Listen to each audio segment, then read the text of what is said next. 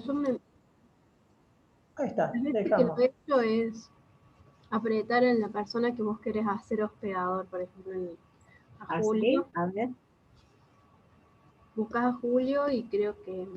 Pero no hay problema, si total la idea es que se grabe la clase nomás. Bueno. Así ya se está grabando, así que bueno. Bueno, vamos terminando, retomando. ¿Se estiraron? Ahí está. Sí. Ahí lo pasé. Bueno, gracias, Raquel. Ahí yo, de tanto hablar, qué sé yo, de comida, me fui a hacer una pequeña tortita. Así que en esos segunditos me fui a preparar la masa. Así que, ¿En 15 minutos te hiciste la torta? nada, la pasta, la masa. Ahora la quedaron cuidando las chicas, en 15 minutos salen. Yo Porque apenas puse la pava. mira, porque en realidad no es como una, sí, ponele que sea una torta, pero es huevo, avena, banana y chocolate. Y se tiene que cocinar el huevo nomás, ¿viste? ¿Viste? Comida balanceada. Después pasa la receta.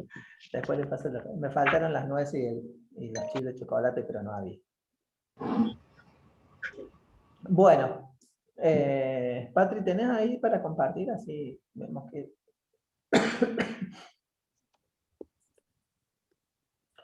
Hoy me levanté mucho el hop, me parece.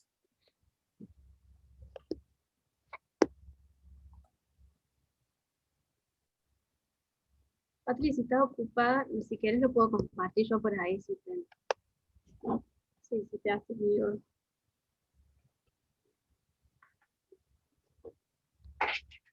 Ahí pruebo y si no te digo. Pero por ahí hablen, lean ustedes que les va a ser más fácil. Dale. 25. 25. Esperen.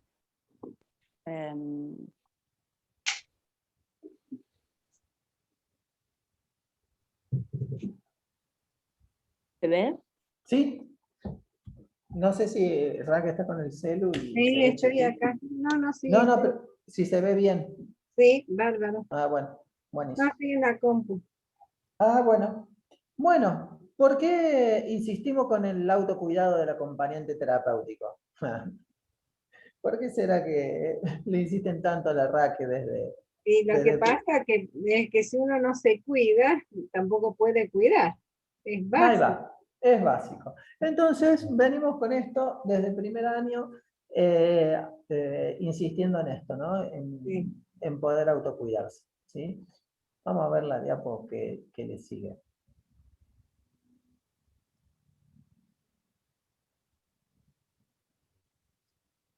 Dice, el acompañante terapéutico se inserta en diversos ámbitos con personas que tienen una historia por detrás y una realidad a la que se acompañará, ¿sí? Y esto también, cuando vimos vínculos, también vimos sobre estas historias que nosotros traemos, que traen nuestros acompañados y también las familias, ¿no? Y por todo esto estamos expuestos a diversos factores que pueden desprender ciertas condiciones o malestares que pueden conllevar a estados de estrés, ¿sí? Entonces, vamos a tener que estar atentos, ¿sí? A esta historia, a esta realidad, a estos factores, para que veamos si nos pueden aparecer condiciones o malestares, ¿no? Que nos lleven a esto eh, de estar en algún estado de estrés, ¿sí? Después Leo en su libro habla de estrés y de distrés, puede ser que hable, algo así se llama, pero algo por el estilo. Hace una diferencia sobre esos dos conceptos. Así que bueno, vamos a tener que observar también, y volvemos al tema de la observación de las primeras clases, ¿no? Poder observar cuáles son esos factores y poder observar los factores a los cuales nosotros también podemos ser propensos, ¿no? A este malestar. Porque, qué sé yo, puede ser que haya personas que los factores hacia donde van a a trabajar el contexto, el barrio, pueda desprender estas condiciones de malestar y de estrés, ¿no? Como, uy, voy a tal hora y tengo miedo que me roben, ¿sí? O la familia no colabora mucho. Otro de los factores que pueden ser es las obras sociales, la demora que tienen el pago de las obras sociales, pueden ser un factor que nos lleven a estos estados. Entonces, y poder reconocer para cuáles nosotros somos vulnerables en todos estos factores, ¿no? El tema de los colectivos también, porque nosotros quizás en los primeros momentos bueno, y en los últimos también, queremos tomar algunos acompañamientos terapéuticos y resulta que para llegar a ese lugar nos tenemos que tomar 2 colectivos, ¿no? Y que tienen una frecuencia muy mala, y esos factores pueden afectar en nuestro estado de anímico. Y si nosotros no nos gusta andar en colectivo, si nos pone mal el esperar tanto, ¿sí? Y después cuando termine el acompañamiento queremos regresar rápido a casa y tenemos que tomar 2 colectivos, también son factores que tenemos que estar observando y nosotros identificar para justamente no caer en estos malestares. Yo, por ejemplo, a los alumnos les digo, para mí hay obras sociales, por experiencia, le digo, no las agarren. Qué sé yo digo, camioneros no agarran ningún acompañamiento con eso, porque lo que van a sufrir con esa obra social, no solamente en el tema de cuándo pagan, sino lo que pagan, ¿no? Entonces digo, no la agarren. Pero bueno, pero porque es un factor que a mí me pone en ese estado. Y ya otra, no importa si demora tanto, si me paga tanto, pero bueno, creo que está bueno que podamos identificar esos factores. Y pensaba, y en relación a lo del colectivo, también pensaba que como hoy no solo es la espera, sino también lo que implica. Digo, yo estoy tratando de no tomar colectivo en lo más mínimo posible. Por suerte mi trabajo y mis cosas quedan más para este lado, digamos, cerca, entonces me manejo en bici, ponele, o caminando. Pero digo, lo de hoy también es un factor que interfiere, todo esto de subir el colectivo y si se llena, que no se tendría que llenar, pero se llena. Bueno, y todo lo que implica ese riesgo se convierte también en otro factor a tener en cuenta. Sí, Sí, recuerdo, sí, yo también lo pienso cuando voy a trabajar, que yo me cuido tanto y tal vez en la casa la gente que sale a su vez a trabajar o está en contacto, se reúne, también estoy expuesta cuando estoy en el trabajo, por más que use barbijo, por más que tenga mis cuidados, entonces siempre estoy pensando eso. Sí. Nosotros teníamos una acompañante terapéutica que en los inicios de la pandemia, bueno, ella es una persona de riesgo. La cuestión es que, no sé si se acuerdan, que creo que a la semana o a las 2 semanas se permitió el tránsito de las personas que cuidaban o asistían a personas con discapacidad. Sí. Claro, entonces cuando se permitió esta circulación de estas personas para poder ir a trabajar, la mamá del acompañado de nuestra acompañante, como que, bueno, ¿y cuándo vas a venir? ¿Y cuándo vas a venir? Porque ya pueden venir ustedes, ya están autorizados, ¿no? Y eso también la puso en una situación de estrés, esta situación, porque sentía por un lado la presión de la mamá, pero por el otro lado tenía que cuidarse ella, porque es una persona de riesgo, de poder ir al médico para preguntarle si podía o no. El médico le dijo que no, lo tuvo que transmitir también a la madre, que por el momento no lo iba a empezar a hacer, hasta que el médico le dijo que sí. Y bueno, todos esos factores que la realidad actual nos está como atravesando y aconteciendo, es como también nos puede llevar a estos estados.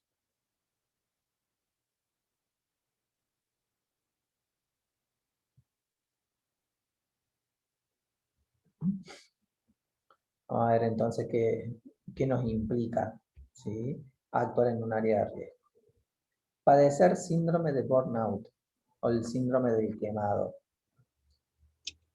Padecer traumatización vicaria o desgaste por empatía. Y padecer también movilización de las propias experiencias. Vamos a hablar de qué se trata en cada una de estas cositas, ¿no? El síndrome de burnout no es solamente que te agarraste con el secador y te quemaste el pelo, sino justamente esto, ¿no? El síndrome de estar quemado de la cabeza, ¿sí? Por pasar algunas situaciones desgastantes. ¿Has escuchado estos términos alguna vez? Sí. Desde primer año venimos con el síndrome Vienen de escuchándolo con el síndrome de la cabeza quemada. Sí. Así quedamos. Sí. Si no nos cuidamos. Es que a veces te cuidas y lo mismo en algún momento. Pienso que el acompañamiento terapéutico, tanto así como de cuidador, siempre te llevan a un síndrome de burnout, porque por más que tengas cuidado, hay cosas como venimos viendo que te traspasan. Y a veces es inevitable, a veces te agarra leve, pero a veces lo mismo te agarra. Eso es interesante, que no estamos exentos de esto, pero nos puede agarrar más leve. Sí. ¿No? Esto es como la situación actual. Vos podés conversar a 2 metros con una persona sin barbijo y la posibilidad de contagiarte del virus es más leve por mantener la distancia.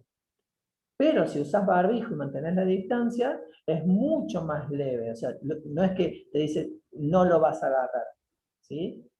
Hay menos probabilidades de que te contagies usando ¿cómo se dice? Tomando las precauciones necesarias, ¿no? Y lo mismo pasa con esto. Nosotros no estamos exentos, por más que nos autocuidemos, que hagamos todo lo que vimos recién, que descansemos, que durmamos 8 horas, que comamos comida balanceada, que tengamos nuestros momentos de meditación, que vayamos a caminar, un montón de cosas. Eso no implica, ¿sí?, que no nos cansemos, no nos agotemos y tengamos ganas de tirar todo, pero va a ser mucho más manejable. Entonces, este burnout surge como consecuencia de la sobrecarga emocional de trabajo. Y se presenta especialmente en aquellos profesionales que abordan las problemáticas psicosociales y trabajan con violencia. No que los profesionales trabajan siendo violentos, sino que trabajan en situaciones violentas, exponiéndose en una serie de síntomas y dificultades a nivel personal, familiar y de relación en el interior de los equipos. Entonces, fíjense, es una sobrecarga emocional, ¿sí?, de trabajo, ¿sí?, y que se presenta en profesionales como nosotros que abordamos estas problemáticas psicosociales, ¿sí?, y que ¿no?, nos exponemos a una serie de síntomas y dificultades que se dan en todo, ¿no?, a nivel personal, familiar y también a nivel de equipo terapéutico. Bien, entonces, el burnout va a surgir como la sobrecarga emocional de trabajo.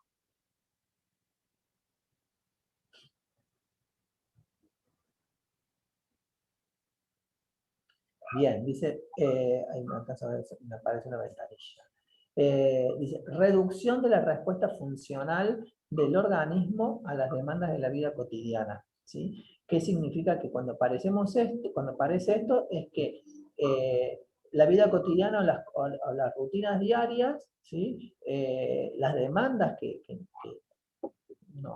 nos hacen, cuando estamos quemados, cuando tenemos este síndrome, nuestra respuesta hacia estas demandas empiezan a verse reducidas. ¿Y por qué se reducen? Porque usamos toda la energía, aún esa reserva de la que hablamos antes, sin conservar la necesaria para nosotros mismos. Entonces, fíjate qué interesante es. Conservar la energía, la reserva, pero saber utilizarla también, ¿no? justamente para después no disminuir en la respuesta funcional de las actividades diarias.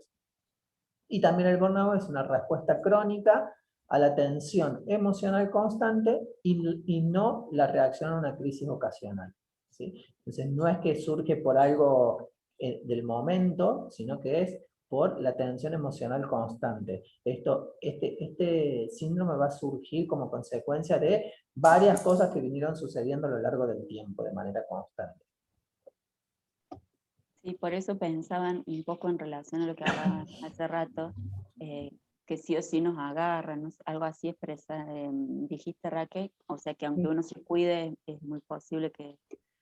Y digo, insisto en que, digo, fíjate que para llegar al burnout es como una acumulación de cosas y de no manejo de lo emocional y de sobrecarga, etcétera, etcétera.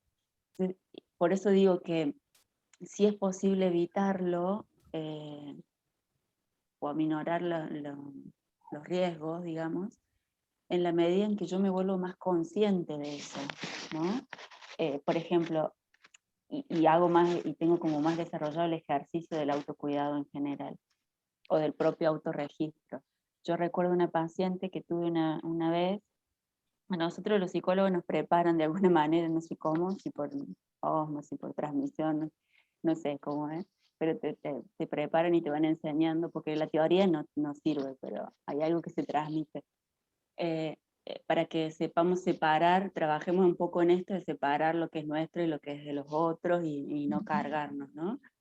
Y eso también hace que uno no se emocione con todas las angustias que traen los pacientes, ¿no? Porque si no, no podríamos acompañar. Sin embargo, hay situaciones que nos parecen como que son más fuertes, o porque nos tocan a algún punto, o porque, no sé, digo, algo más particular.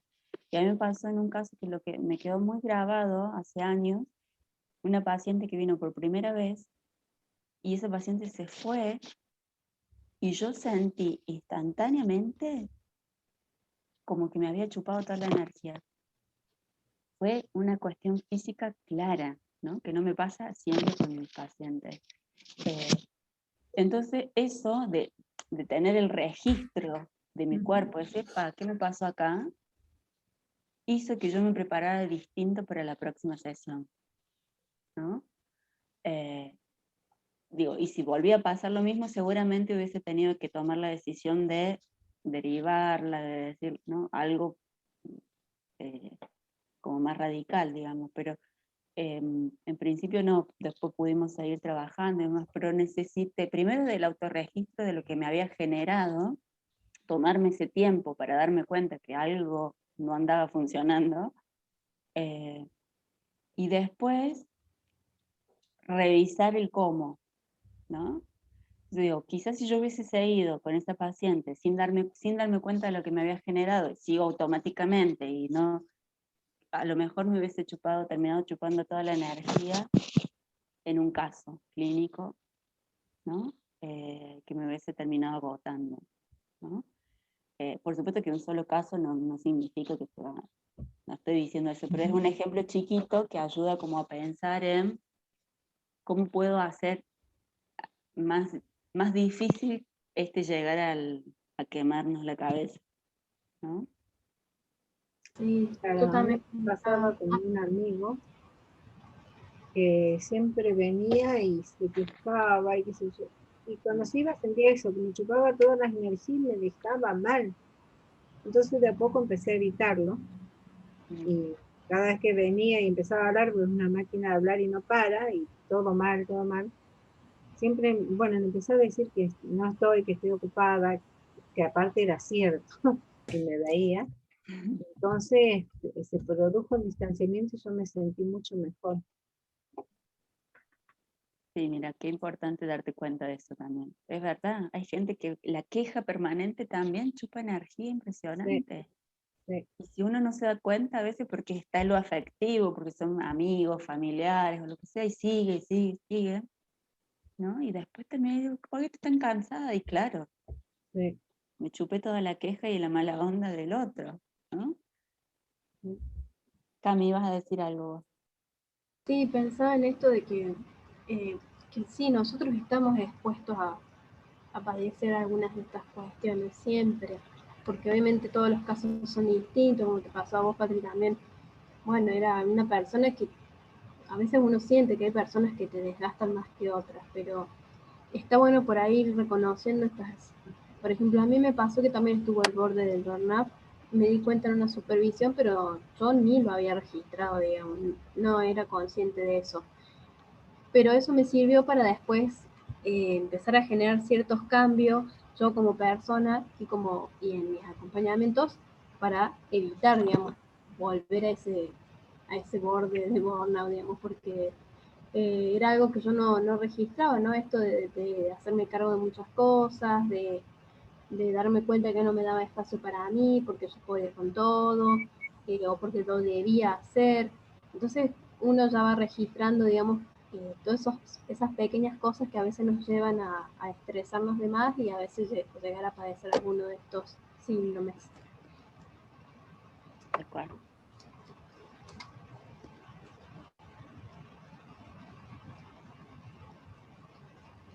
Bien, dice, 3 fases donde el síndrome de donde el síndrome de burnout se constituye e instala progresivamente en la persona.